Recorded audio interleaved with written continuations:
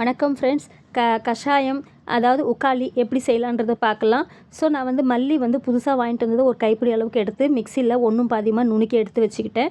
இஞ்சி வந்து ஒரு துண்டு எடுத்து அதையும் நல்லா இடித்து எடுத்து வச்சுக்கிட்டேன்.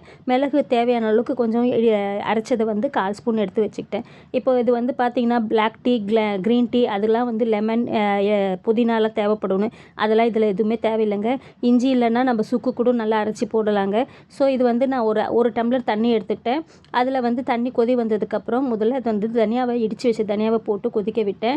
ஒரு 2 நிமிஷம் கழிச்சு நான் அந்த இடித்து வச்ச இஞ்சியும் சேர்த்துக்கிட்டேன். இஞ்சியோடு சேர்ந்து ஒரு 5 நிமிஷம் கொதி வந்ததுக்கப்புறம் நாட்டு சர்க்கரை, தேன் வந்து கடைசியாக மிக்ஸ் பண்ணதுக்கப்புறம் சேர்த்துக்கலாம்.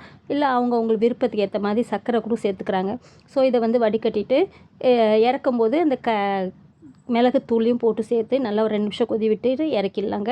இதை அப்படியேவும் குடிக்கலாம். நிறைய பேர் பால் கலந்து குடிக்கிறாங்க. நான் வந்து நெய் கலந்து குடிக்கிறேன். நல்ல நெய்யோட ருசியும் வரும். நெய்யுடைய அந்த ஃப்ளேவர் நல்லாயிருக்கும். இன்னொன்று வயிற்றுக்கு புண்ணு இருந்தால் கூட ஆறுங்க. வெறும் வயிற்றில் குடித்தா பசியும் நல்லா எடுக்கும். இது வந்து ஜலதோஷம், இருமல் இருக்கிறவங்க எல்லாருமே குடிக்கலாம். காலையில் குடிக்கலாம், ராத்திரி தூங்கும்போதும் குடிக்கலாம். ஸோ இது வந்து எல்லா நேரத்துலையும் குடிக்க வேண்டியது தான். எப்படி வந்திருக்குன்னு சொல்லுங்கள். செஞ்சு பார்த்துட்டு திரும்பி இன்னொரு ரெசிபியோடு உங்களை சந்திக்கிறேன். Until then bye from Rajmathi. நன்றி, வணக்கம்.